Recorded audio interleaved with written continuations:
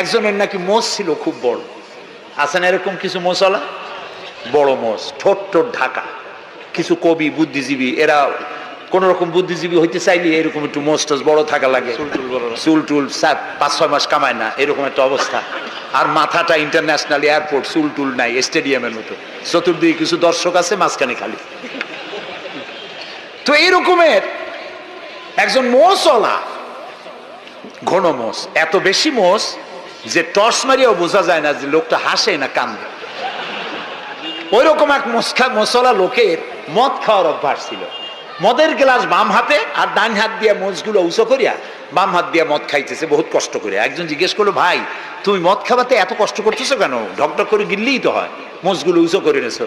কয় যে ভাই, হযরত ওলামায়ে কেরামের মুখে শুনছি পানি টানি কিছু খাইতে গেলে মোষ লাগলে মাকরুহ হয়। ও খাইতেছে মদ, ও মানুষ খুন করে আসছে, আর ও বলতেছে যে আমি বাম হাতের পানি খাবো না। বেটা তুই জাহান্নামে যাবি। আল্লাহ তাআলা বলেছেন, ওমাই ইয়াকতুল মুমিনান মুতাআম্মিদান ফাজাযাউহু জাহান্নাম খালিদান ফিহা ওয়া গাদাবাল্লাহু আলাইহি ওয়া লানাহু ওয়া আ'আদ্দা লাহু আযাবান আযীমা। আল্লাহ তাআলা বলেছেন, যে ব্যক্তি কোনো মানুষ হত্যা করে, মুমিন হত্যা করে ইচ্ছে করে, তার একমাত্র শাস্তি হলো জাহান্নাম। কে বলতেছে? আল্লাহ তাআলা। জাহান্নাম এবং আল্লাহ লানত, এবং চিরকাল সে জাহান্নামে থাকবে। আল্লাহ তাআলা আরো বলছেন, ওমান কাতালা নাফসান বিগাইরি নাফসিন আও ফাসাদিন ফিল আরদ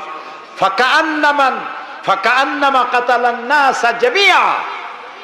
যদি বিচারকরা বিচারের মাধ্যমে কাউকে মৃত্যুদণ্ড না দেয়, এরকম কোন মানুষকে কেউ যদি হত্যা করে, সে একটি মানুষ হত্যা করলো না, সে যেন বিশ্বের সমগ্র মানব গোষ্ঠীকে হত্যা করলো।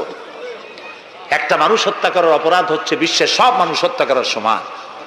ওয়ামান আহিয়াহা, আর কেউ যদি একটি মানুষকে বেঁচে থাকার সুযোগ করে দিল, ফাকান্নামা আহিয়ান নাসা জামিয়া, সে যেন সারা পৃথিবীর মানুষগুলিকে বেঁচে থাকার জন্য সুযোগ করে দিল।